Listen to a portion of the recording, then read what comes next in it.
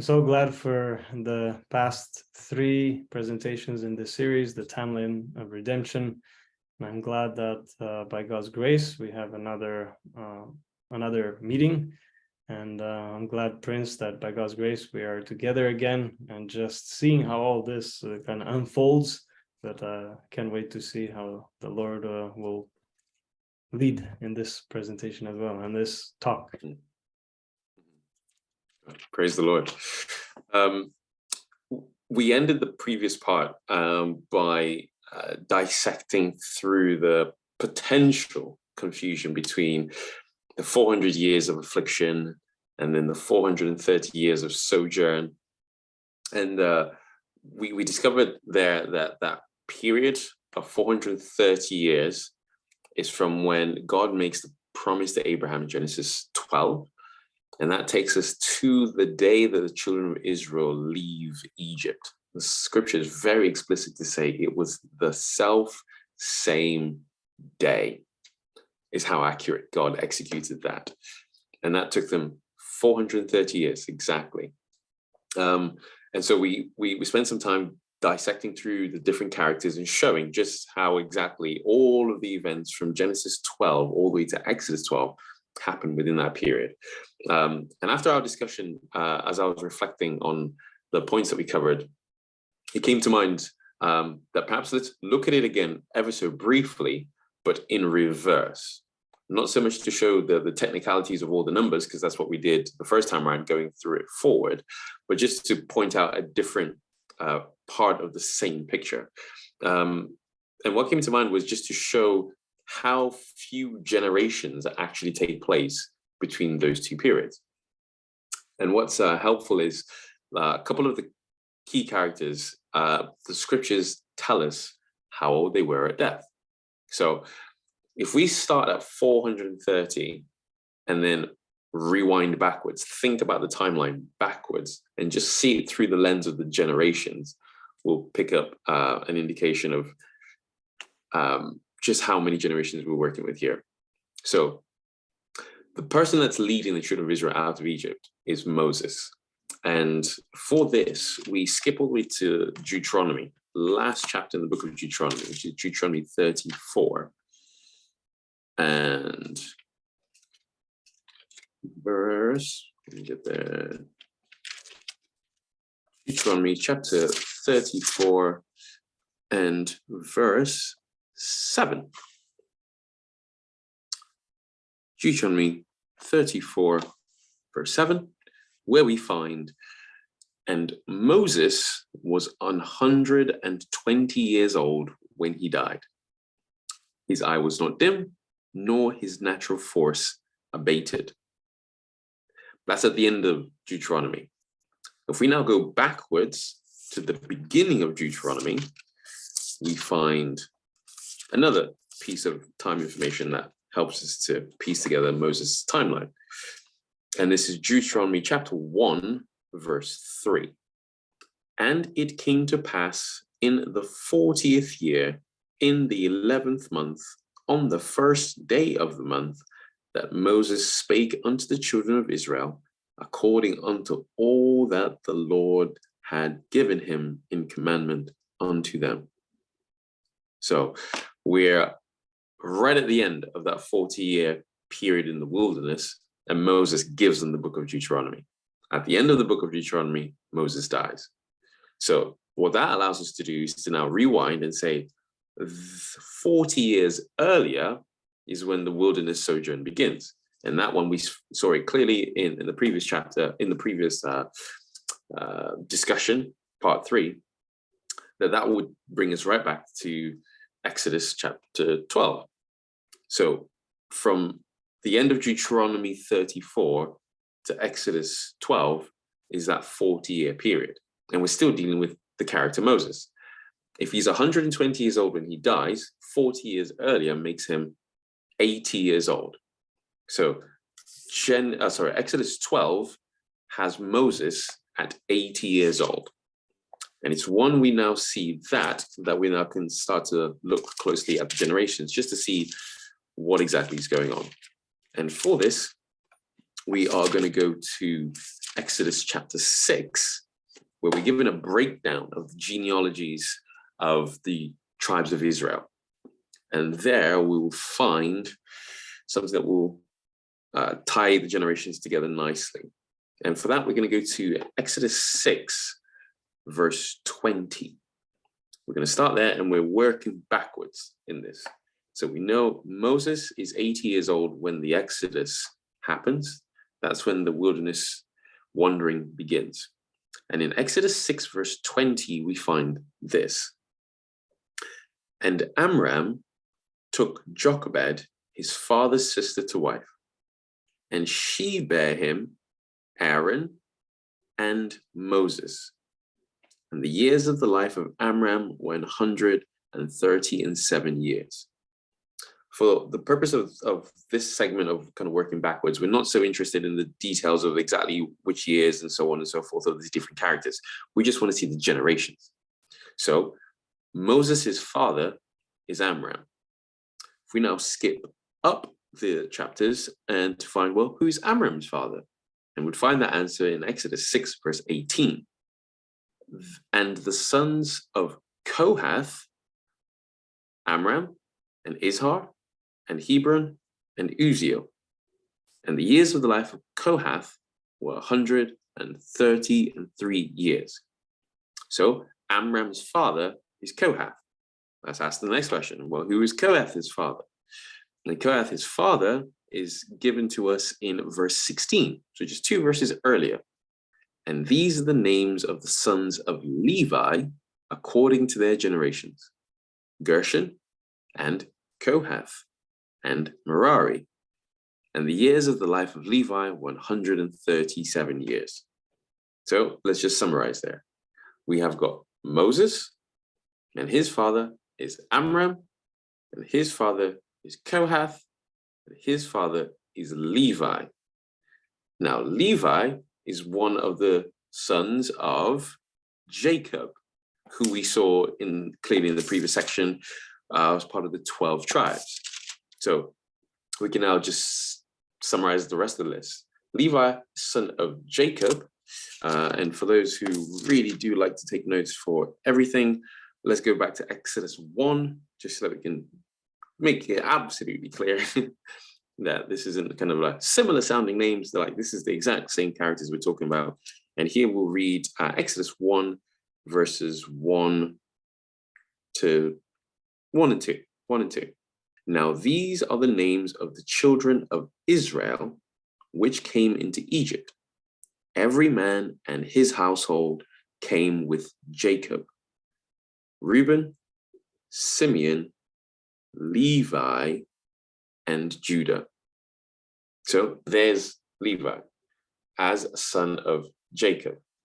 So we now have had 5 generations from Jacob to Moses.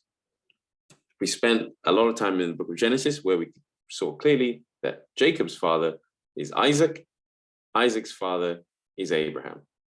So from Abraham to Moses is just 7 generations. Say that again. From Abraham to Moses is just 7 generations. And it's this period that in its entirety, from when God gives that promise to the promise being fulfilled, when Moses delivers the children of Israel takes the children of Israel out of Egypt, it's just 7 generations. So this is not the same as the lifespans of the people we found in Genesis 5, Genesis 6, and so on. These people died before they were 150. So you've got a maximum lifespan of 150 years old of people, and there's only 7 generations. This kind of gives that reality of the whole period was only 430 years. So I hope that's helpful for the people who want to kind of see it in more than one way. So first pass, we did it all numbers game, giving you the exact numbers, building up to the 430. Now we look at it backwards in just the generation game. There's only 7 generations worth of people from that promise, the promise fulfilled. So that's where we ended our previous part, takes us to the Exodus. Now, following the Exodus, we've got the time in the wilderness. And then after the time in the wilderness, which we saw in the beginning of this section, that period is 40 years that they spent in the wilderness. we then have the time of the judges. Now, the time of the judges is similar in character to what we spend a lot of time doing in Genesis, where we're given the events, but all the events are not necessarily perfectly sequential. Like there's overlaps, there's gaps where we have to kind of summarize and think, okay, well, this could have happened similar time to this and that and so on, just like we've seen here in the Exodus chapter 6, when we're given the genealogies. We're told that Levi dies at 137, Kohath dies at 133, Amram dies at 137, and all of those people lived at similar times. Like Levi is still alive when Kohath is born, and Kohath is still alive when Amram is born. So just simply adding all these years wouldn't actually give you the chronology because they're overlapping. The time of the judges is similar in terms of the narrative flow, where you're not given a perfectly sequential sequence of events to be able to just add it all up simply. So God in his mercy gives us a shortcut to be able to cover that whole section and keep us going with the timeline, because that's our interest in this study, is being able to piece together the timeline in a continuous way. And for that, we'll go to 1 Kings chapter 6 and verse 1. We ended our previous section at the Exodus. Now we want to piece together the next significant section. And this verse allows us to bridge in a simple, easy to understand way where we're going to go next.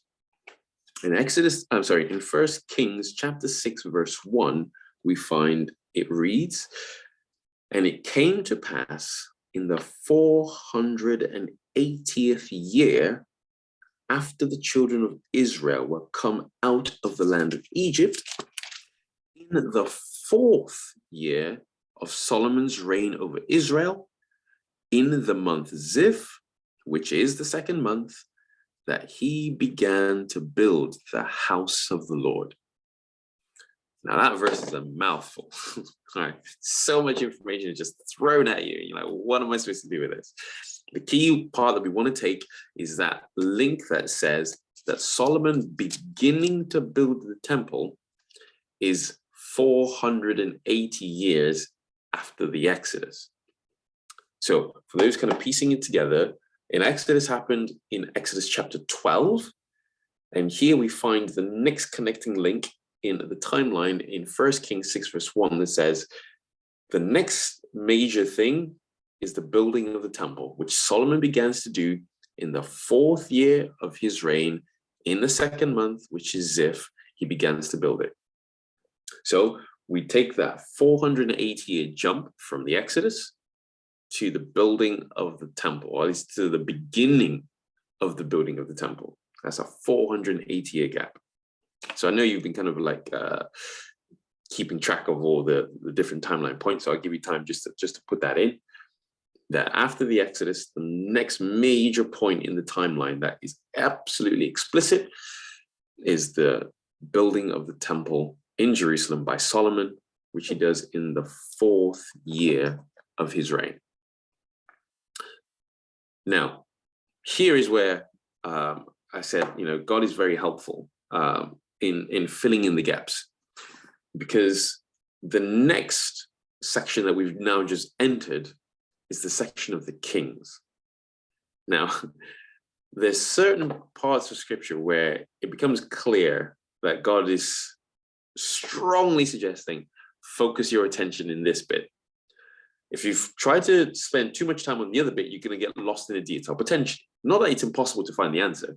It's just very labor intensive to kind of strain out lots of little details. God is like, I've just helped you out. It's in the 480th year. This is where I spent a lot of time enjoying all my timeline with the whole Nebuchadnezzar and all that stuff. I was just like, man, it's crazy. And trying to piece it out, the kings of Judah, the kings of Israel, and putting it all together in this detail and that detail and figuring it out. When does that king have starting? And oh man, it was crazy. And the 3 months, there were a few kings who reigned like 3 months, 1 month. And it was just like, wow. days. yeah, Some just some waiting for days. days. Like what? Yes.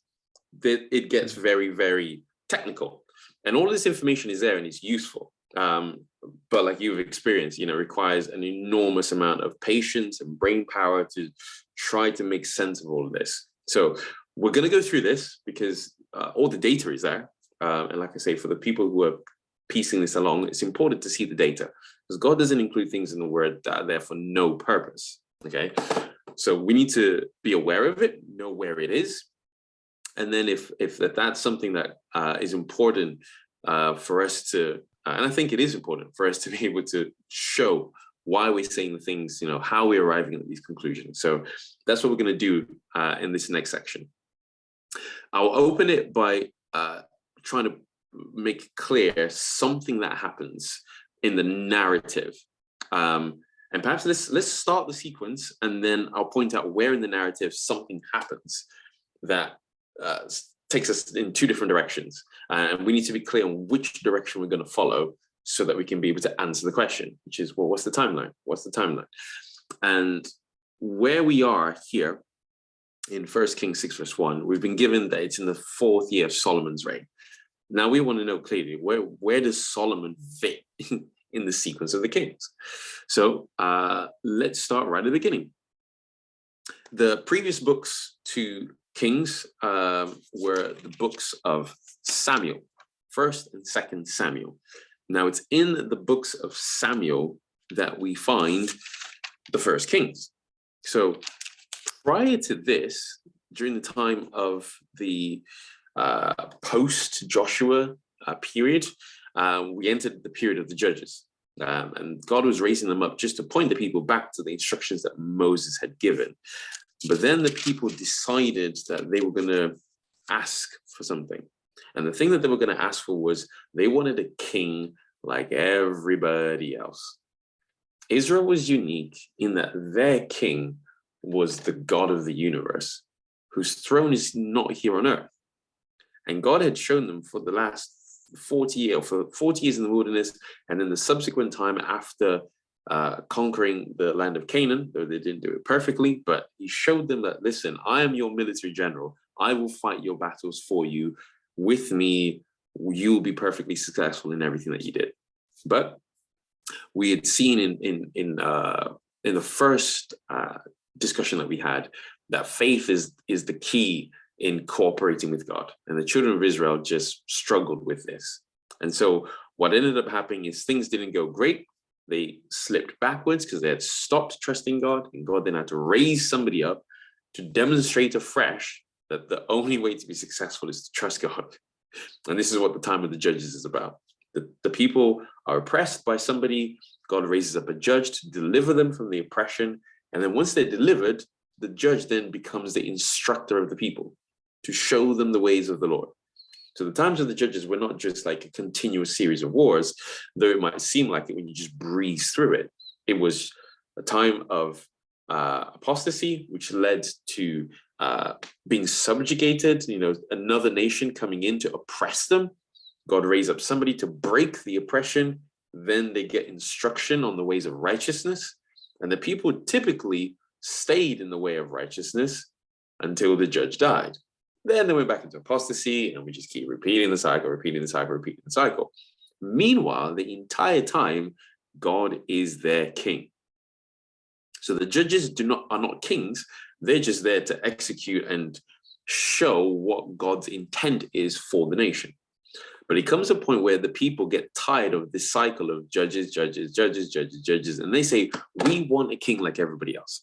And that request is in 1 Samuel chapter 8. 1 Samuel chapter 8, verse 1 to 7. And it came to pass when Samuel was old that he made his sons judges over Israel. Now the name of his firstborn was Joel, or Joel sometimes pronounced. And the name of his second, Abiah. And they were judges in Beersheba. And his sons walked not in his ways, but turned aside after lucre, and took bribes, and perverted judgment. Verse 4. Then all the elders of Israel gathered themselves together, and came to Samuel unto Ramah, and said unto him, Behold, thou art old, and thy sons walk not in thy ways. Now make us a king to judge us like all the nations. Verse 6, but the thing displeased Samuel when they said, Give us a king to judge us. And Samuel prayed unto the Lord. Verse 7, and the Lord said unto Samuel, Hearken unto the voice of the people in all that they say unto thee. For they have not rejected thee, but they have rejected me, that I should not reign over them. So the time when God is king of Israel from the Exodus, when he comes to deliver them, all the way up to this point, he's their sovereign king. They say, we're tired of that system, we want a new one. And God says, okay, give them the new system. So this is now where we pick up our timeline. Here's the new system. And this new system has the first appointee, which is in Samuel 9. And the first person that was appointed to fulfill this role of king of Israel is, the answer is found in 1 Samuel chapter 9, verse 1. Now there was a man of Benjamin, whose name was Kish, the son of Abiel, the son of Zeror, the son of Bechorath, the son of Aphiah, a Benjamite, a mighty man of power. And he had a son, whose name was Saul, a choice young man and a goodly. And there was not among the children of Israel a goodlier person than he, for his shoulders and upward was higher than any of the people. So he is your poster boy king. You want a poster boy king? Here he is. Okay, it's a handsome young man, head and shoulders above everybody else. You want a king, you can brag and boast when you get together with all the other nations and say, hey, we've got a poster boy king now. Here he is. So Saul is appointed king. And when you carry on reading through 1 Samuel, you're told about what Saul does. But for the purposes of the timeline, you're not actually given a lot of chronological information to be able to just kind of piece the rest of it. For this, you have to go all the way to the New Testament to find what's this reign of Saul? Because at some point we know his reign is going to finish, but how long is that? You can read through Samuel, Kings, you won't find the answer. For that, you have to go all the way to the book of Acts, chapter 13, and verse 21. And here we find Paul is preaching to the Jews in the town or city of Antioch in Pisidia. And he was giving a sermon on the Sabbath day. And in verse 21, he's talking about the transition. And maybe we can just read. Yeah, okay, now let's because we've got a lot of data to go through. Let's keep going. Verse 21. In verse 21 says, and afterward they desired a king, what we've just read in 1 Samuel 8. And God gave unto them Saul, the son of Kish, a man of the tribe of Benjamin, by the space of 40 years. So there's our first data point regarding the kings. Saul, the son of Kish, first king of Israel, his time span is 40 years. So with that, we now say, okay, let's go all the way back to the book of Samuel, because now we need to start piecing the rest of the data together. We know Saul is our first king. We know the answer of how long his reign is. What happens next? And for this next part, you have to read through the whole of 1 Samuel, the whole of 2 Samuel, just to find the time of Saul on the throne. All of those chapters from 1 Samuel 9 all the way to the end of 2 Samuel is to a big part of the book of Samuel rather is the time of Saul. After Saul, we have the transition to the next king, and the chronological information, the data point for that is going to be found in 1 Kings chapter 2. So 1st and 2nd Samuel gives us the events, but doesn't give us much data. If you want data, it's the book of Kings, and we'll come to the book of Chronicles. That's where we get our data from. So Samuel gives us the narrative of events, but the data comes from 1 Kings. And the first one we're going to go to is 1 Kings chapter 2, verse 11.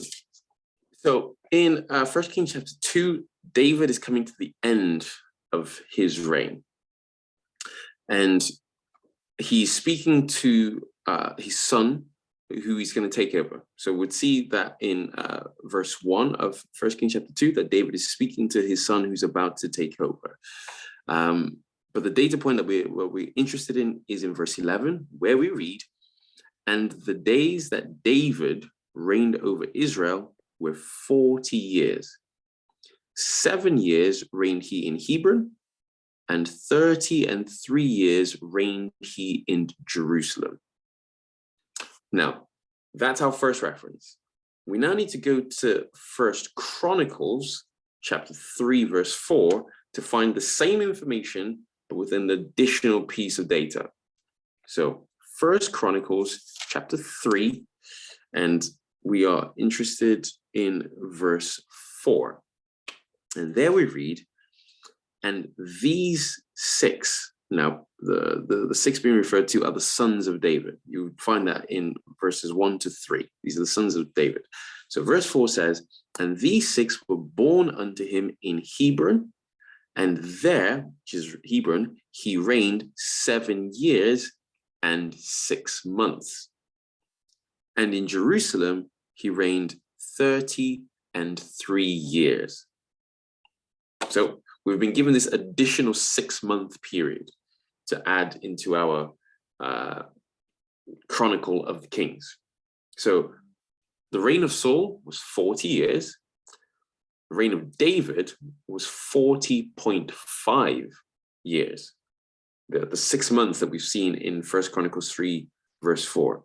That his time in Hebron was 7 years and 6 months, and his time in Jerusalem was 33 years. You add those two together, you get the answer of 40.5. 40 years and 6 months was the entire duration of David's reign as king. So we had seen in 1 Kings 2, and I'd referred to it just in passing, 1 Kings 2, verse 1, that David is speaking to his son who's about to take over, which is Solomon. And we'll turn there just so that people can see it and keep track of the reference, so that they're seeing how we are being so sure about this. 1 Kings 2, verse 1 says, "Now the days of David drew nigh that he should die, and he charged Solomon his son, saying," and then he gives him the charge. And that's our transition, making it clear that David is going to be succeeded by Solomon, one of his sons. And so now we're interested in what's the duration of Solomon's reign. And the answer to that is found in 1 Kings chapter 11, verse 42. 1 Kings chapter 11, verse 42. And there we find, "And the time that Solomon reigned in Jerusalem over all Israel was 40 years. Second reference to that is 2 Chronicles 9, verse 30. 2 Chronicles 9, verse 30. And there we read, "And Solomon reigned in Jerusalem over all Israel 40 years. So 2 references telling us the same thing, that Solomon reigned over Israel for 40 years.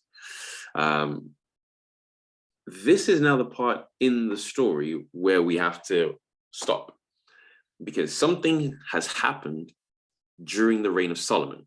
If you read the narrative, you find out that Solomon, though he was charged by David to walk in all the ways of the Lord, did not walk in all the ways of the Lord. David is one of the most referenced characters in the whole of the Bible. Okay, when you look at it, like your top characters in the Bible, you've got God himself, you've got Abraham, you've got Moses, you've got David, you've got Jesus Christ. These five are like, the narrative is so strong about these five. And David, who was the king who took over from Solomon, was so highly regarded by God that God made David a promise that one of his sons would always be on the throne. When it came to the king of Israel, it would always be one of the sons of David. When it comes to now the reign of Solomon, Solomon doesn't follow David's counsel and leads the nation down the wrong way.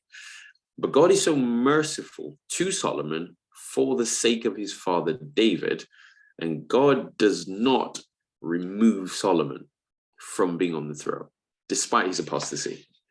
Now, Solomon's story goes that after his apostasy, he comes to the point where he realized that he's wandered away, and he eventually comes back.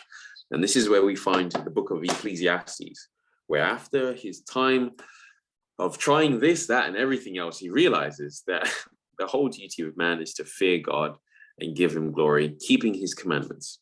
He realizes this.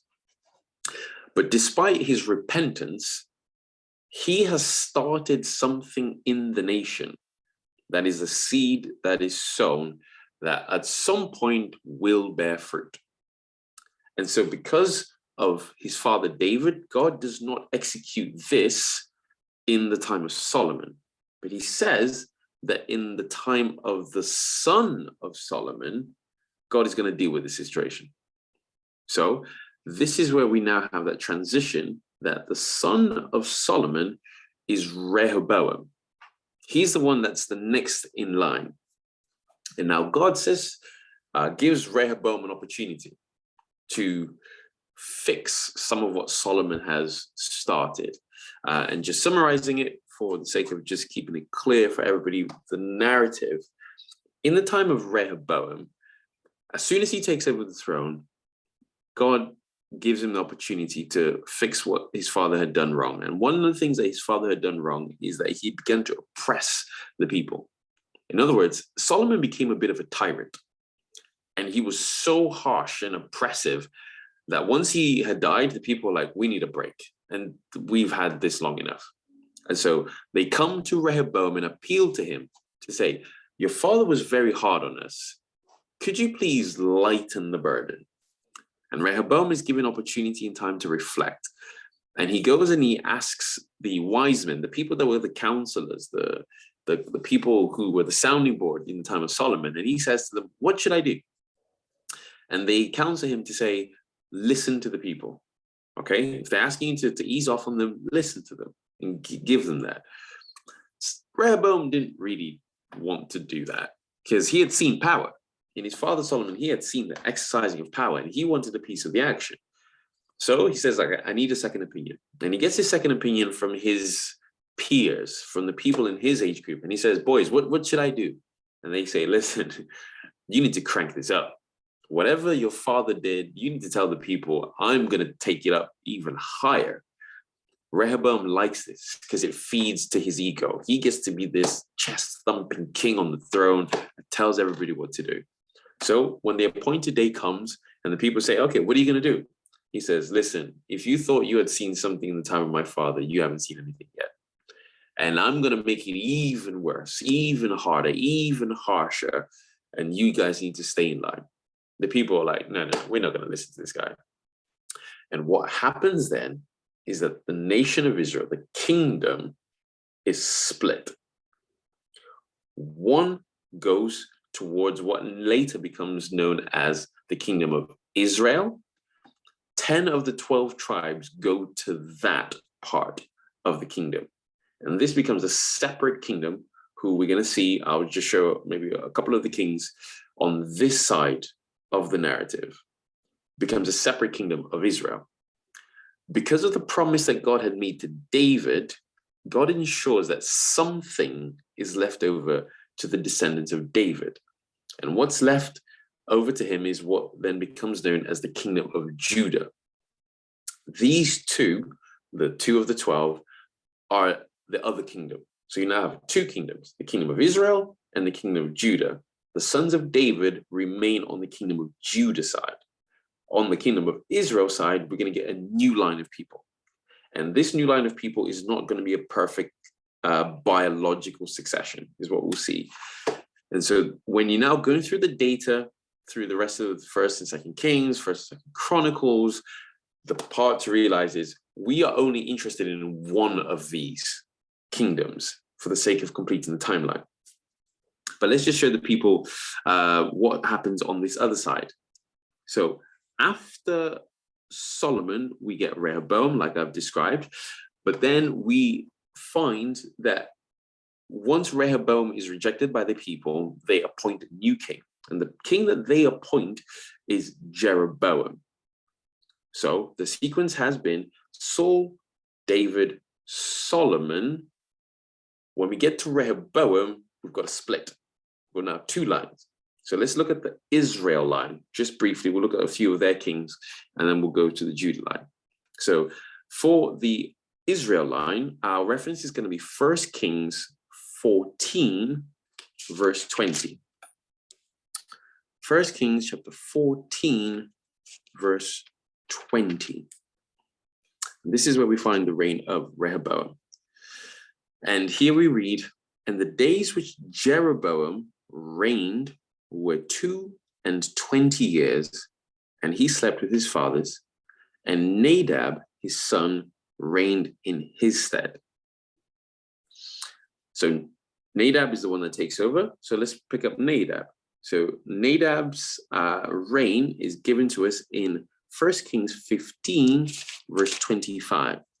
"And Nadab, the son of Jeroboam, began to reign over Israel in the 2nd year of Asa, king of Judah, and reigned over Israel 2 years." Now, right there, we see where the waters start to get murky, because we're now being given two separate timelines and references being made to both.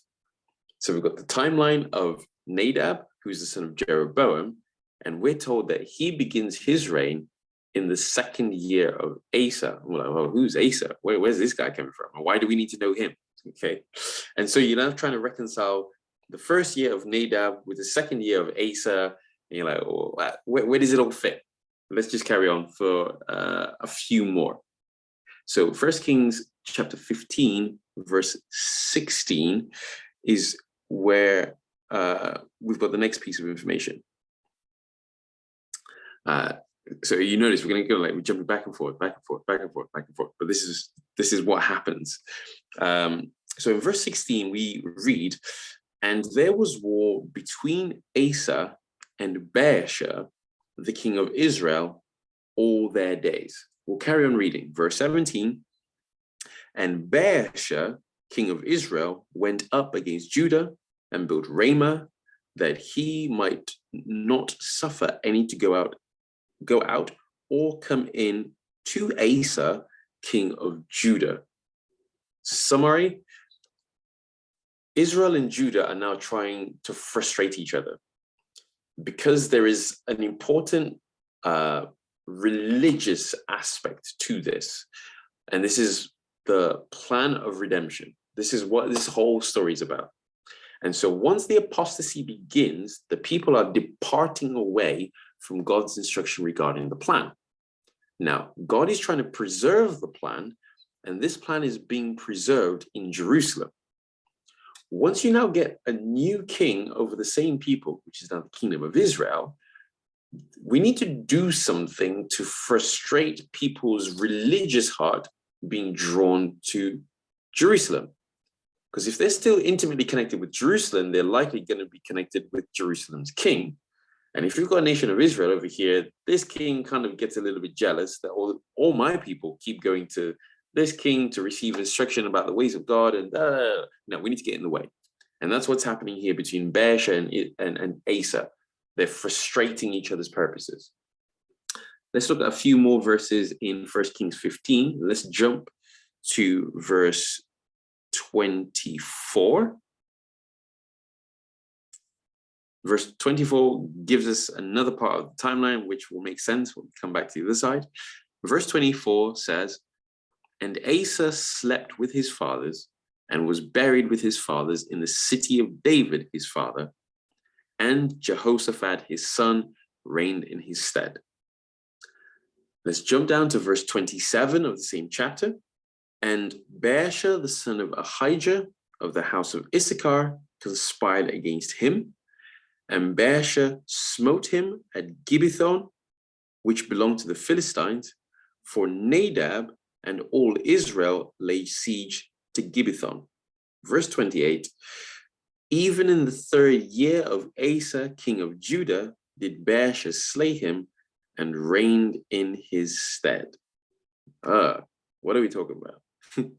So on that side, we had Nadab being referred to, we had Baasha being referred to, and then we had Ahijah as well was thrown in there. And at the same time, we were being told about Asa, we were being told about Jehoshaphat. And like, what does this mean? What sense does this even put together? Let's do one more. 1 Kings 16, so next chapter, verse 6. "So Baasha slept with his fathers and was buried in Tirzah, and Elah his son reigned in his stead." Okay, let's go to verse 8.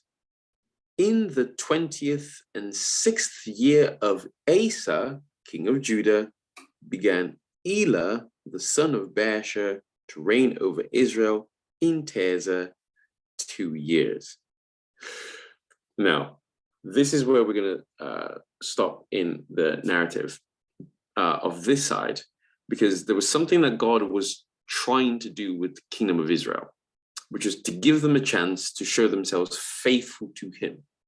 So Jeroboam was selected as the first king of Israel after Solomon, after the apostasy with Rehoboam, to give this side a chance to show themselves faithful. Now, Jeroboam decided not to be faithful, and he began a line of apostasy of his own. Because God was trying to give him a chance, he gave him a promise to say, "Your sons are going to reign, but I'm only going to count this for 4 generations. If you do not show yourself faithful in those 4 generations, I'm picking somebody else." And this is what happens with the kingdom of Israel. After 4 generations, God says, "No, this is not working. I'm changing it." And that's where lots of other kings come in. So for the benefit of just making it helpful to people, I would now just list the rest of the kings of Israel without going through all the different data points and the chronology, just so that people have a complete line of those kings. So from the top, we've got Saul, David, Solomon, and after Solomon, we get Rehoboam, but that's where the kingdom splits, and Rehoboam is replaced with Jeroboam over the kingdom of Israel. Then after Jeroboam, we've got Nadab, then we've got Baasha, then we've got Elah, then we've got Zimri, then we've got Omri, then we get Ahab, then we get Ahaziah, then we get Jehoram, who gets renamed to Joram, then we get Jehu, and then we get Jehoahaz, and then we got Joash or / Jehoash. Then we get another one called Jeroboam, it's a different Jeroboam. Then we get Zechariah, then we get Shallum, then we get Menahem, we get Pekahiah, then Pekah, then Hoshea. That's the complete list of the kings of Israel on that side of the kingdom.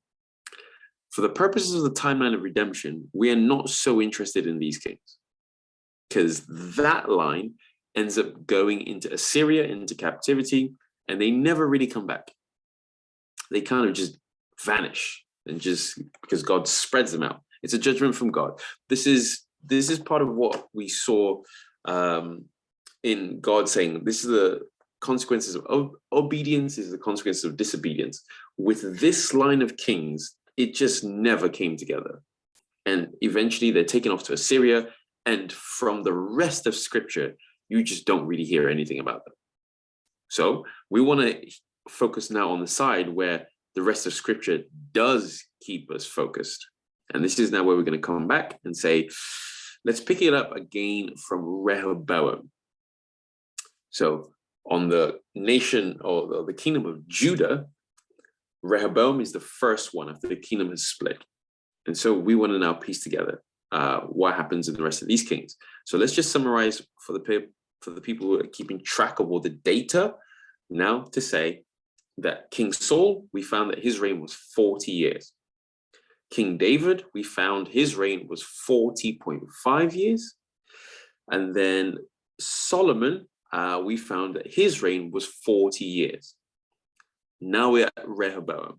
So our reference for Rehoboam's reign is 1 Kings chapter 14, verse 21. And Rehoboam, the son of Solomon, reigned in Judah. Rehoboam was 41 years old when he began to reign, and he reigned 17 years in Jerusalem, the city which the Lord did choose out of all the tribes of Israel to put his name there. And his mother's name was Naamah, an Ammonitess. So 1 Kings 14:21 tells us that Rehoboam reigned for 17 years. Let's keep our finger in 1 Kings, and let's turn also to 2 Chronicles chapter 12, verse 13. 2 Chronicles chapter 12, verse 13. And for those who are kind of got some Bible tabs open, you might want to just keep 2 tabs open, because we're going to keep bouncing between Kings and Chronicles, Kings and Chronicles, Kings and Chronicles, just to give ourselves the verification of all the data that we are about to go through here. So I said 2 Chronicles chapter 12, verse 13. And there we find that, so King Rehoboam strengthened himself in Jerusalem and reigned. For Rehoboam was 41 years old when he began to reign, and he reigned 17 years in Jerusalem, the city which the Lord had chosen out of all the tribes of Israel to put his name there. And his mother's name was Naamah, an Ammonitess. So clearly Rehoboam's reign is 17 years. So we can add that to our sequence. So the next one that we're interested in is Rehoboam's son, or Rehoboam's children. And here we find our reference in 1 Kings chapter 15, verses 1 to 2.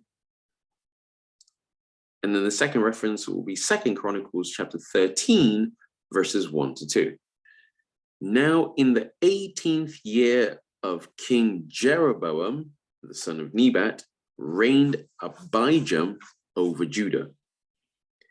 3 years reigned he in Jerusalem, and his mother's name was Maacah, the daughter of Abishalom. Now in the 18th year of King Jeroboam began Abijah to reign over Judah. He reigned 3 years in Jerusalem. His mother's name also was Micaiah, the daughter of Uriel of Gibeah, and there was war between Abijah and Jeroboam. So those are Abijah's numbers. So that was 3 years for Abijah. Now, he's interesting because there are a couple of different names that you find for the same king. So you'd find the name Abijam, or you might find Abijah or Abijah. All of that are referring to the same king. And his reign is 3 years. So Abijam, 3 years. What happens after Abijam? The next our reference is in 1 Kings chapter 15, verse 9 and 10. And in the 20th year of Jeroboam, king of Israel, reigned Asa over Judah. and 41 years reigned he in Jerusalem. And his mother's name was Maacah, the daughter of Abishalom. So Asa is 41 years for Asa. And our second reference for that is 2 Chronicles chapter 16, verse 13. And there we read, and Asa slept with his fathers and died in the 41st year of his reign. So Asa is 41 years. So you notice that I'm just skipping to the end of that king's reign and then telling what the duration of the reign was. There are other verses in between that show you the transition to, and his son was so on, and his son was so on. Just for the purpose of just sucking all the data from the narrative, that's why we're just kind of skipping to the end of those kings. So Asa's son was Jehoshaphat. We've heard him referred to. And the duration of Jehoshaphat's reign is given to us in 1 Kings chapter 15, verse 24. The reason we went there is to show that Jehoshaphat is the son of Asa. Now that we know that clearly, his is 1 Kings chapter 22, verse 42. Jehoshaphat was 35 years old when he began to reign, and he reigned 25 years in Jerusalem. And his mother's name was Azubah, the daughter of Shilhi. So Jehoshaphat is 25 years of reign. Our other reference is 2 Chronicles chapter 20, verse 31. There we find, and Jehoshaphat reigned over Judah. He was 35 years old when he began to reign, and he reigned 25 years in Jerusalem. And his mother's name was Azubah, the daughter of Shilhi. So Jehoshaphat's reign is 25 years. Who comes after Jehoshaphat? It's his son, Jehoram. Now, Jehoram is another one of those where you find him as two different names, Jehoram / Joram, same person. Now, what's the duration of his reign? Our first answer is in 1 Kings chapter 22, verse 50, which is where we find that Jehoram is the one who takes over. And let's read it. And Jehoshaphat slept with his fathers and was buried with his fathers in the city of David, his father. And Jehoram, his son, reigned in his stead. So we're now interested in what's the data for Jehoram. Our answer for that comes in the next book, which is 2 Kings chapter 8, verse 17. 2 Kings chapter 8, verse 17. We're now looking for Jehoram / Joram. And our answer in 2 Kings chapter 8, verse 17 reads, 32 years old was he. Okay, no. Let's start from verse 16, just so that people can really see it. I know I'm saying that, but let's kind of see it. Verse 16 says, and in the 5th year of Joram, the son of Ahab, the king of Israel. No, sorry, correction. The thing that I said about Jehoram is not accurate, because what's going on there, now I recall, is that you've got a king of Israel at the same time. And the references that you're being given are the overlap between those two kings. So one is the king of Judah, one is the king of Israel. There were similar names. One is Jehoram, the other one is Joram. And so the reference gives you both names, the king of Israel and the king of Judah at the same time. That's what's going on there. Sorry about that. Jehoram is the one that we're looking for. So verse 16 says, in the 5th year of Joram, the son of Ahab, king of Israel, Jehoshaphat then being the king of Judah, Jehoram, the son of Jehoshaphat, king of Judah, began to reign. Verse 17, 32 years old was he when he began to reign, and he reigned 8 years in Jerusalem. Yes, 8 years. Okay. That's Jehoram. So our second reference for that is 2 Chronicles chapter 21, verse 5. Jehoram was 32 years old when he began to reign, and he reigned 8 years in Jerusalem. And then if we go to verse 20 of the same chapter, we find this as well. So 2 Chronicles chapter 21, we skip down to verse 20. 32 years old was he when he began to reign, and he reigned in Jerusalem 8 years, and departed without being desired. Howbeit, they buried him in the city of David, but not in the sepulchres of the kings. So the time on the throne of Jehoram was 8 years. Then after Jehoram, we've got Ahaziah. And our reference for Ahaziah is in 2 Kings chapter 8, verse 26. So verse 25. In the 12th year of Joram, the son of Ahab, king of Israel, did Ahaziah, the son of Jehoram, king of Judah, begin to reign. Verse 26. 22 years old was Ahaziah when he began to reign, and he reigned 1 year in Jerusalem. And his mother's name was Athaliah, the daughter of Omri, king of Israel. Okay, let's read our next reference and then we'll explain something, because then something happens in this part of the timeline that's noteworthy. So our second reference is 2 Chronicles chapter 22, verse 1 and 2. 2 Chronicles chapter 22, verse 1 and 2.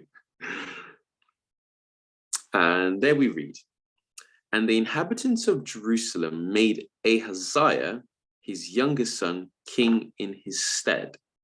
For the band of men that came with the Arabians to the camp had slain all the elders. So Ahaziah, the son of Jehoram, king of Judah, reigned.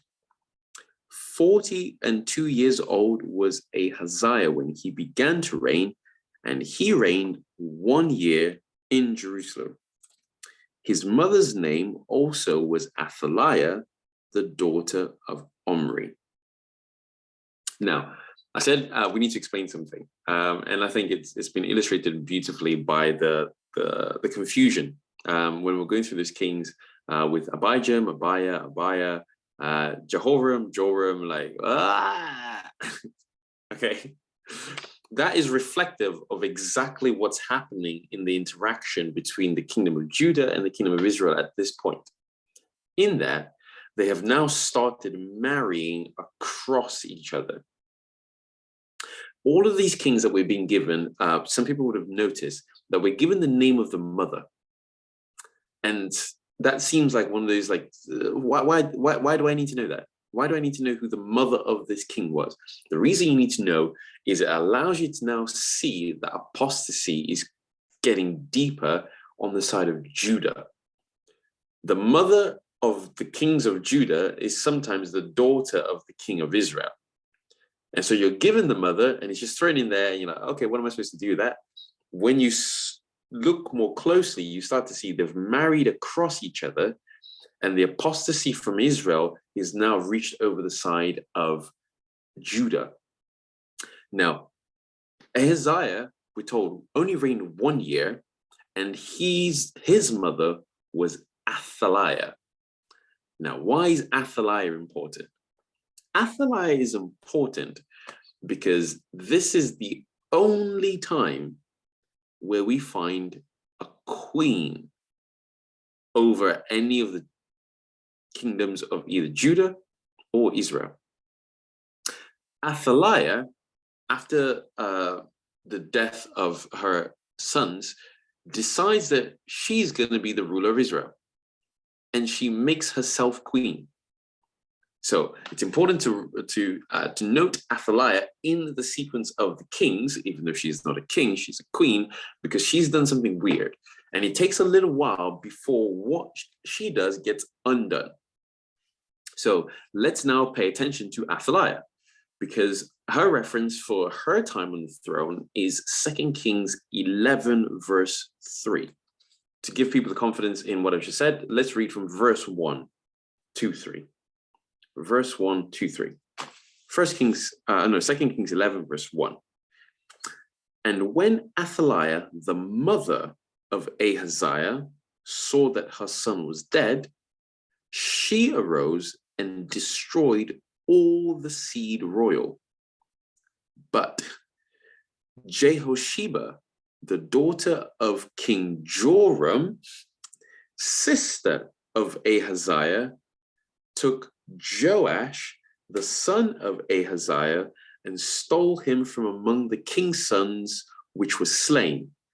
And they hid him, even him and his nurse, in the bedchamber from Athaliah, so that he was not slain.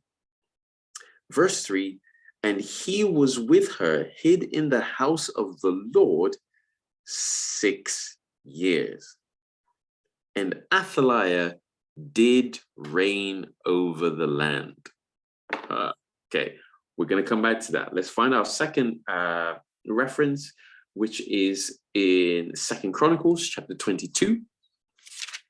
2 Chronicles chapter 22, verse 12.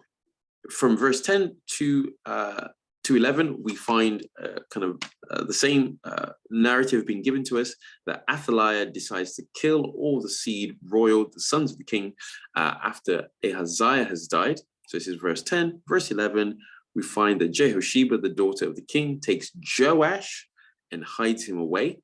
And verse 12, and he, which is Joash, was with them, hid in the house of God 6 years. And Athaliah reigned over the land. This is one of those pivotal moments in history where it seems that the plan of redemption has been derailed. Why is this important? God, we had mentioned earlier that God had said to David, one of your sons will always be on the throne. And that was a promise. One of your sons will always be on the throne. From part 1 in our discussion and part 2 and part 3, we have kept stressing this point that God keeps bringing us back to the place where he says, you need to learn to trust me. And what I say is what you are going to build your entire faith on, because what I say can be trusted. Amen. Now, let's just put our minds at this time in history when you are living in Jerusalem and Athaliah is queen. And you have heard the report that Athaliah has killed every single one of the sons of the king, which means there are no more sons, right? How in the world is the word of God going to be fulfilled to David that one of your sons will always be king when there are no more sons? We've got a queen now. This makes no sense. And so for 6 years, you're left scratching your head thinking, well, maybe this whole word of God thing isn't true. It can't be true because there's no more sons left. But we've been told that Jehosheba has snuck away one of the babies and has taken him to the house of the Lord where he's staying. Now, nobody knows about this. Nobody knows about this. That one of the babies was snuck away. So for 6 years, my brother, for 6 years, you have to walk by faith, not by sight. You cannot see one of the sons of David. He doesn't exist. Check all the records. He does not exist. But in the house of the Lord, he does exist. And so Joash has been preserved by the mercy of God in the house of the Lord. And after this 6-year period, God says, it's time to show the people who have been walking by faith that their faith was solid the whole time. And so our next reference is in 2 Kings chapter 2, verse 1. which is the time of Joash. Okay, so we won't go into just an amazing sequence of how Joash now comes to become king, because that's a whole story in itself. We just want to know that Athaliah only rules for 6 years, and after that, one of the sons of Ahaziah comes on the throne, and this son is Joash, the one remaining son that was not killed by Athaliah. And his time on the throne. What chapter was that? Second Kings chapter 12. In the 7th year of Jehu, Jehoash began to reign, and 40 years reigned he in Jerusalem, and his mother's name was Zibiah of Beersheba. So the second one reference was 2 Chronicles chapter 24, verse 1. 2 Chronicles chapter 24. So Jehoash here is Joash. Is Joash, and we'll see that in this reference. 2 Chronicles 24, verse 1. We are given that Joash was 7 years old when he began to reign, and he reigned 40 years in Jerusalem. And his mother's name also was Zibiah of Beersheba. So those two references haven't been like the previous ones that we've looked at, where you've basically been given the exact same information, the exact same wording, both in Kings and in Chronicles. Here in the Chronicles one, we're told that Joash was 7 years old. So previously, when we looked at Athaliah, Athaliah reigned for 6 years, which makes Joash a baby when he is stealed away and taken to the temple. When he's 7, a beautiful pattern that we've kept seeing. When we get to 7, boom, your faith becomes sight. Here we go, Joash is back, and he reigns in Jerusalem for the next 40 years. And we're told here that his mother's name was Zibiah of Beersheba. In 2 Kings 12, verse 1, we were told again that Jehoash began to reign in Jerusalem. He reigned 40 years, and his mother's name was Zibiah of Beersheba. So like you've pointed out, we find that Jehoash and Joash are the same person. Jehoash and Joash are the same person. So his reign is 40 years. 40 years. Now we're interested in his son, and his son is Amaziah. So the time of Amaziah's reign on the throne is in 2 Kings 14, verse 1 to 2. 2 Kings 14, verse 1 to 2, where we read, in the 2nd year of Joash, son of Jehoahaz, king of Israel, reigned Amaziah, the son of Joash, king of Judah. He was 25 years old when he began to reign, and reigned 29 years in Jerusalem. And his mother's name was Jehoadan of Jerusalem. So that was 29 years. That's what we're interested in. Amaziah's reign was 29 years. And then our second reference is 2 Chronicles 25, verse 1. 2 Chronicles 25, verse 1.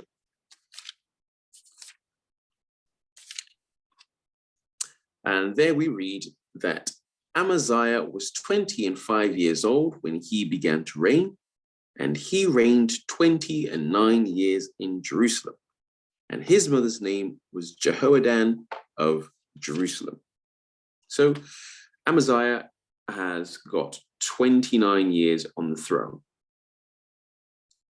So then the next one that we're interested in is in 2 Kings 15. Sorry, let me just get this right. 2 Kings 15, verse 1 to 2. 2 Kings 15, verse 1 to 2. And there we read, in the 27th year of Jeroboam, king of Israel, began Azariah, the son of Amaziah, king of Judah, to reign. 16 years old was he when he began to reign, and he reigned 52 years in Jerusalem.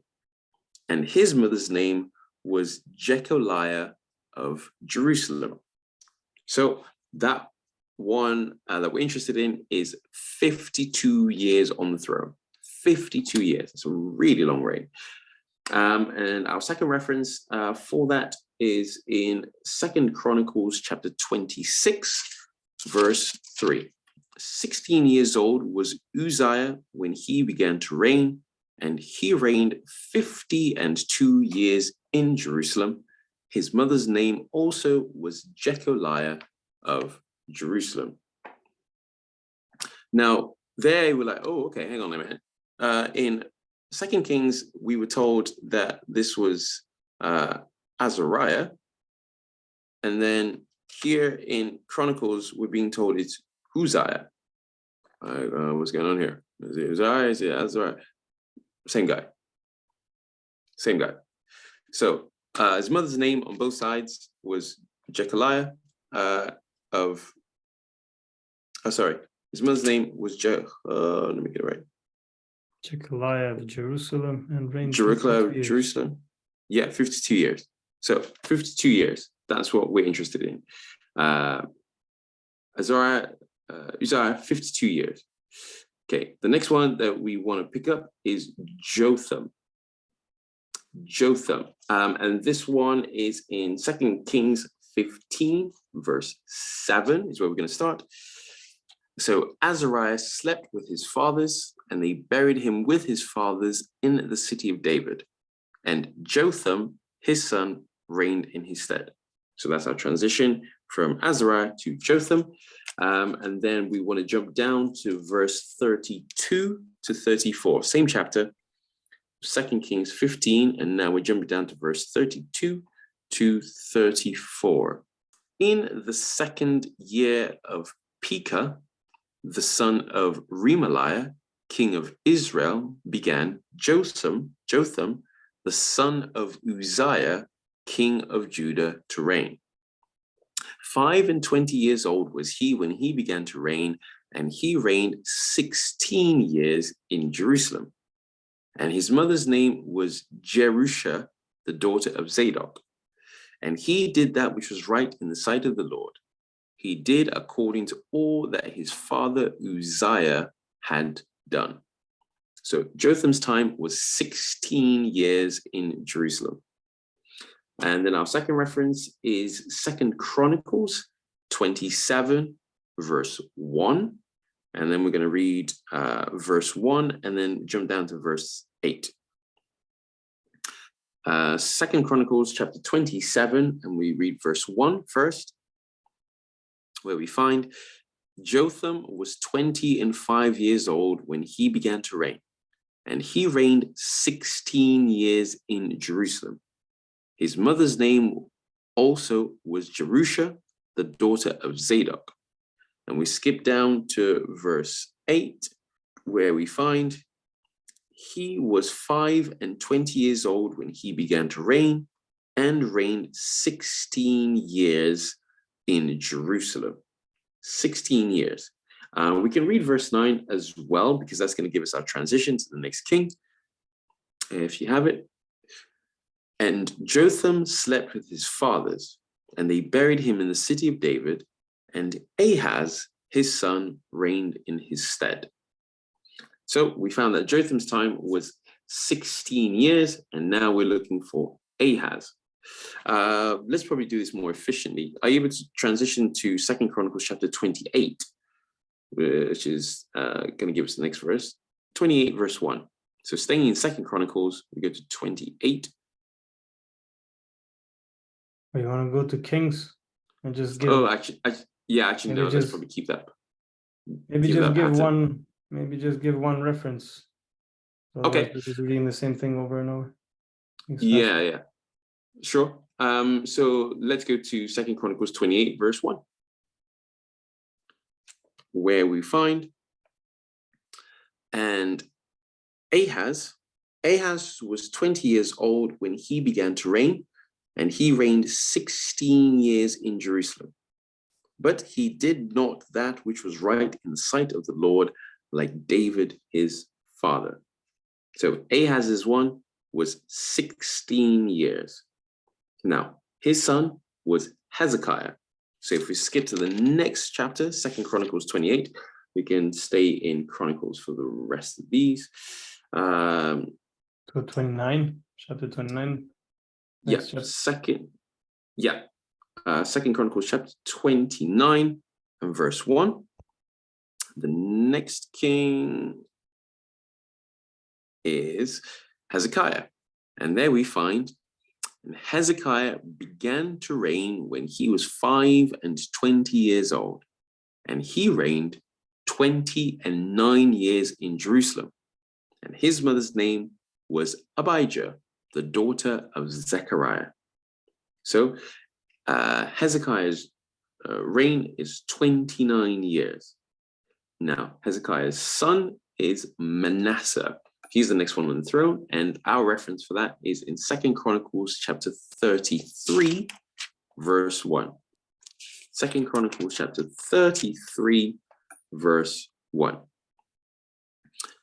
There we find Manasseh was 12 years old when he began to reign, and he reigned 55 years in Jerusalem. So Manasseh was 55 years worth of reign. He's the longest of the kings. An absolute terrible reign it was as well. 55 years. Then Manasseh's son, who takes over from him, is Ammon, and his reference is in 2 Chronicles chapter 33, verse 21. Chapter 33, verse 21. And there we read, Ammon was 22 years old when he began to reign, and reigned 2 years in Jerusalem. 2 years, it was that bad. So he's 2 years on the throne, and then his son, Josiah, is the next one in the line. And for that reference, we want to go to 2 Chronicles chapter 34, verse 1. 2 Chronicles chapter 34, verse 1, where we find Josiah was 8 years old when he began to reign, and he reigned in Jerusalem 31 years. So Josiah's reign is 31 years. Now, I'll just give this comment here because the reign of Josiah is super important, because he's another one of those like Jehoash who comes to the throne when he's, not even 10 years old. Josiah, he's then given some valuable instruction, and he tries to bring the people back. In the time of Josiah, he tries to bring about a reformation, but at this point, the apostasy is so deep rooted that the prophet of God says to Josiah, it's too late to change the direction of what's going to happen. According to what we'd studied in the previous chapters, Leviticus 26 says, if you go down the line of apostasy, exile is on its way. And so Josiah, though a good king he was, and 31 years he reigns, the prophets make it clear it's too late to change the direction of all of this. So here's now where we now need to pay closer attention, because the kings start to come thick and fast. Okay, we're coming to the end of their probationary time before exile must begin, and things are going to start to change quickly. So our next reference is Jehoahaz's time, and this is in 2 Chronicles 36, verse 2. 2 Chronicles chapter 36, verse 2. And Jehoahaz was 23 years old when he began to reign, and he reigned 3 months in Jerusalem. 3 months, that's it.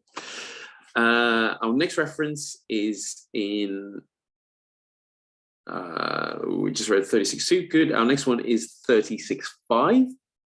2 Chronicles chapter 36, verse 5. Jehoiakim was 25 years old when he began to reign, and he reigned 11 years in Jerusalem. And he did that which was evil in the sight of the Lord his God. We'll come back to this. Let's just go to the next one, which is now 36 verse 9. 36 verse 9, where we find that Jeconiah was 8 years old when he began to reign, and he reigned 3 months and 10 days in Jerusalem. And he did that which was evil in the sight of the Lord. So Jehoiachin and Jeconiah is the same. Here is where it gets a little bit funny, because here we've just been told that Jeconiah is 8 years old. So if we're now looking for a successor from an 8-year-old, that's not going to happen, really. So here we will see that what's being done is Nebuchadnezzar has come down. I know we skipped past the verse that refers to Nebuchadnezzar, but at this point we've reached the time when Nebuchadnezzar, the king of the north, is going to come and deal with Judah. And what he's doing is chopping and changing who exactly is on the throne. And maybe it might be worth it, just for the sake of clarity, to read from verse 1 of chapter 36, and we'll read up to this point in verse 9, so we can see clearly what's going on. So chapter 36, verse 1.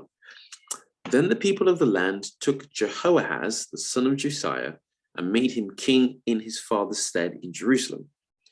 Jehoahaz was 23 years old when he began to reign, and he reigned 3 months in Jerusalem. And the king of Egypt put him down at Jerusalem and condemned the land 100 talents of silver and a talent of gold. And the king of Egypt made Eliakim, his brother, king over Judah and Jerusalem, and turned his name to Jehoiakim. And Necho took Jehoahaz, his brother, and carried him to Egypt. So first thing there, we no longer have the son of the king taking over. Here we have the brother of the king taking over, and then his name is changed, just to make things a little bit confusing. So let's just carry on reading. So we now have Eliakim, who has been renamed to Jehoiakim, picking up from verse 5. And Jehoiakim was 25 years old when he began to reign, and he reigned 11 years in Jerusalem. And he did that which was evil in the sight of the Lord his God. And against him came up Nebuchadnezzar, king of Babylon, and bound him in fetters to carry him to Babylon. Nebuchadnezzar also carried of the vessels of the house of the Lord to Babylon and put them in his temple at Babylon. Now the rest of the acts of Jehoiakim and his abominations which he did, and that which was found in him, behold, they are written in the book of the kings of Israel and Judah. And Jehoiachin, his son, reigned in his stead. Jehoiachin was 8 years old when he began to reign, and he reigned 3 months and 10 days in Jerusalem. And he did that which was evil in the sight of the Lord. Now let's carry on reading here, because this is where we're going to get the remainder of our kings. That brings us to the end of the time of the kings. Verse 10. And when the year was expired, King Nebuchadnezzar sent and brought him to Babylon with the goodly vessels of the house of the Lord, and made Zedekiah his brother king over Judah and Jerusalem. Zedekiah was 21 years old when he began to reign, and reigned 11 years in Jerusalem. Okay, so Second Chronicles 36 verse 11 now brings us to Zedekiah. Zedekiah is the last king in the sequence, because as you've been able to pick up hopefully in the narrative, Nebuchadnezzar has already come in and started taking exiles, and the people that he's been putting to be in charge kind of haven't been following his instructions. So he comes back and he chops and changes. He comes back and he chops and changes. For the sake of just keeping things flowing and clear, Zedekiah is the last king of Judah. After this, the line of kings is broken, as in it's brought to an end. And so we need to summarize now, just to put it all together nice and simply from the beginning to the end, so that we can get our answer of how long has this all taken? All of the stuff that we've just read, how long does it all take? So I'll summarize to say, King Saul, first king over Israel, reigned 40 years. King David was the next king, and he reigned 40.5 years. If I'm going too fast, let me know. King Solomon reigns for 40 years. Rehoboam reigns for 17 years. At this point, the kingdom has been split. So we're now just following the lines of the kings of Judah. Abijam reigns 3 years. Asa reigns 41 years. Jehoshaphat reigns 25 years. Jehoram reigns 8 years.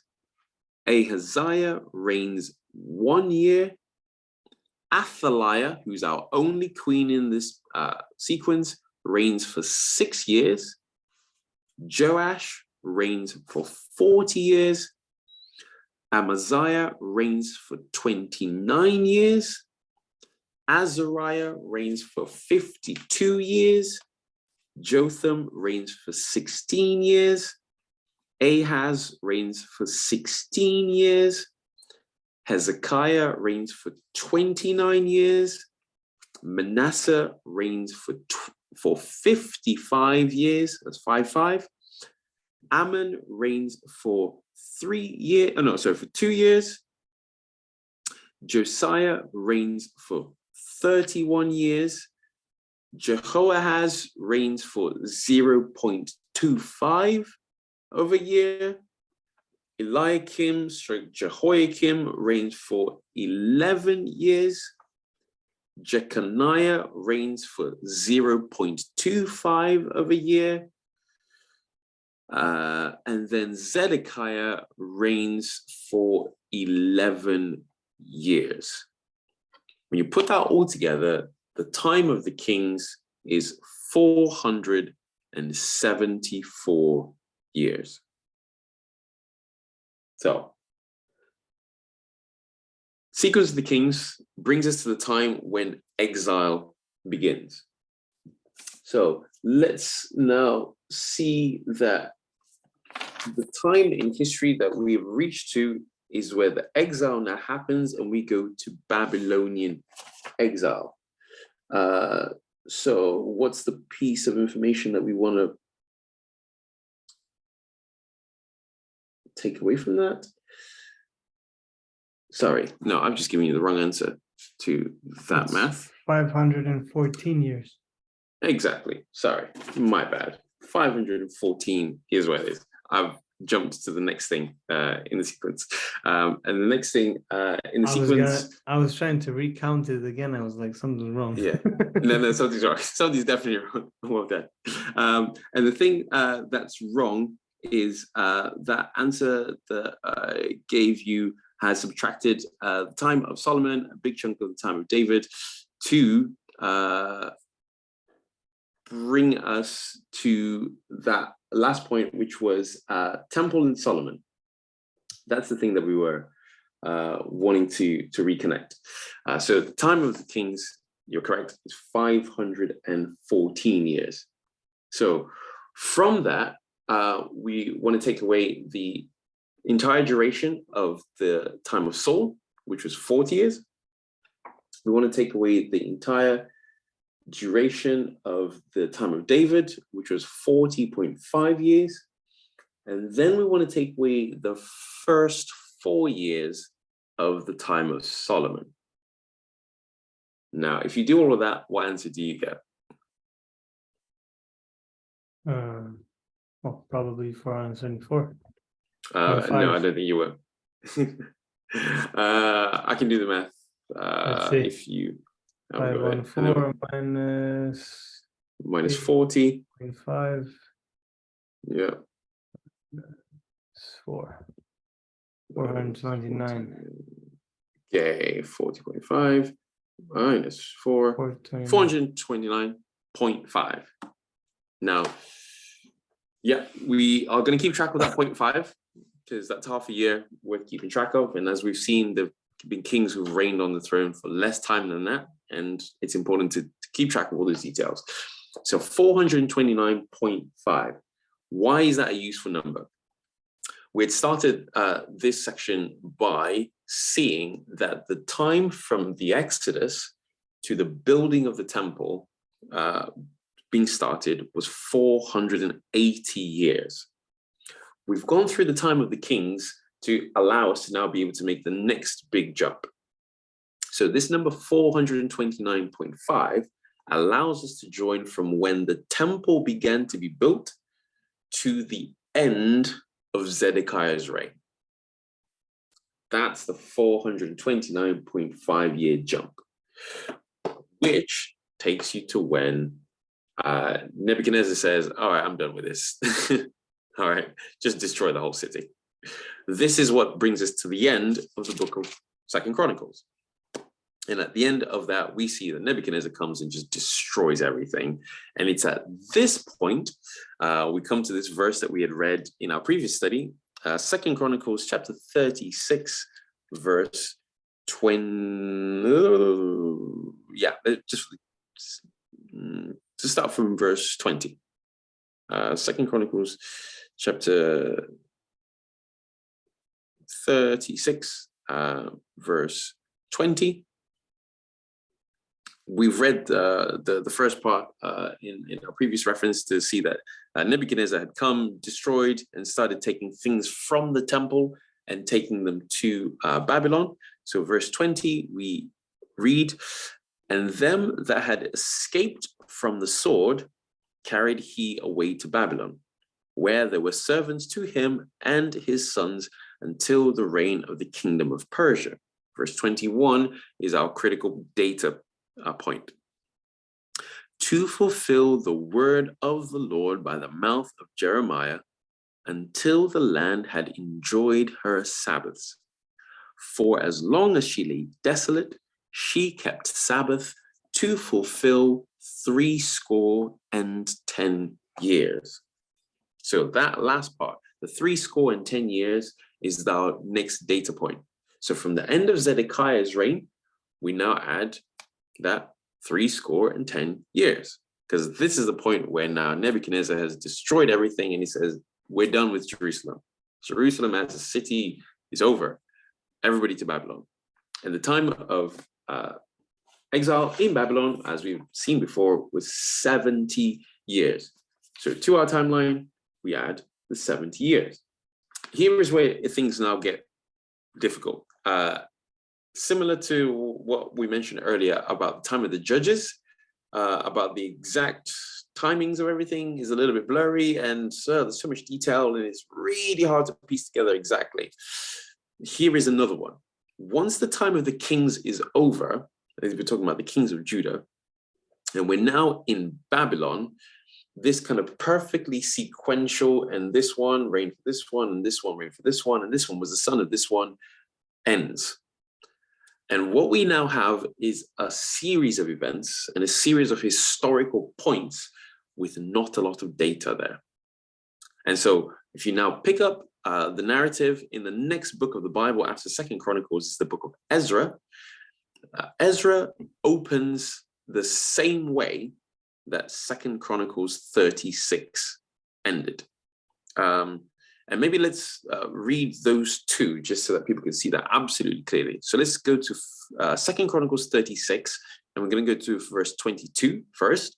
We're going to read 22 and 23, which are the last two verses of 2 Chronicles. 2 Chronicles chapter 36, verse 22.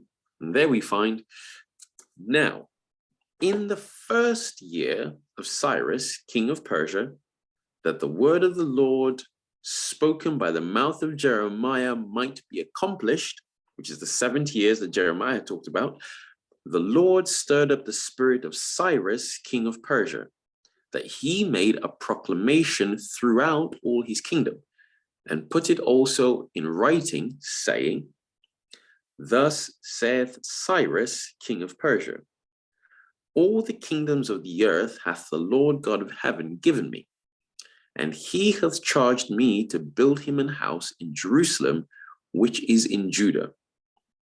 Who is there among you of all his people? The Lord his God be with him, and let him go up.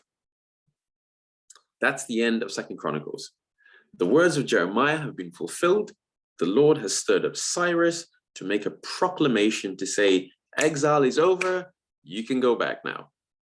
So now let's go to the book of Ezra. Ezra chapter 1, verse 1, and we'll read verse 1 to 3.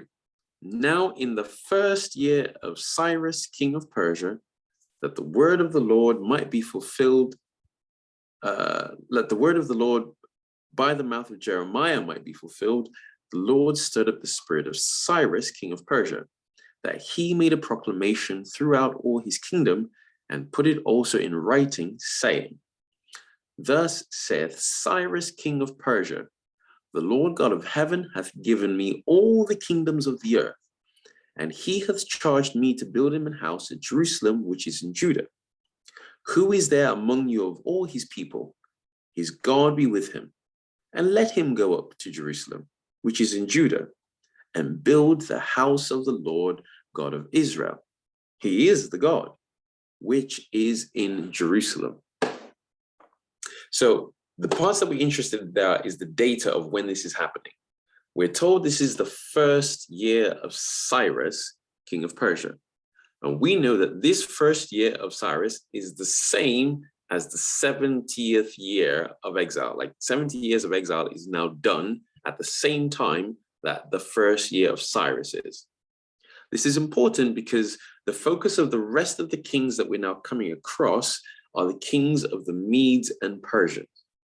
Now, the book of Daniel is what we need to go through here to be able to appreciate this more fully. But I want us to kind of make some bigger gains here, because to appreciate everything that happens here, you have to read the book of Daniel, you have to read the book of Ezra, you have to read the book of Nehemiah, you have to read the book of Haggai, you have to read the book of Zechariah to see all these events that are happening at the same time.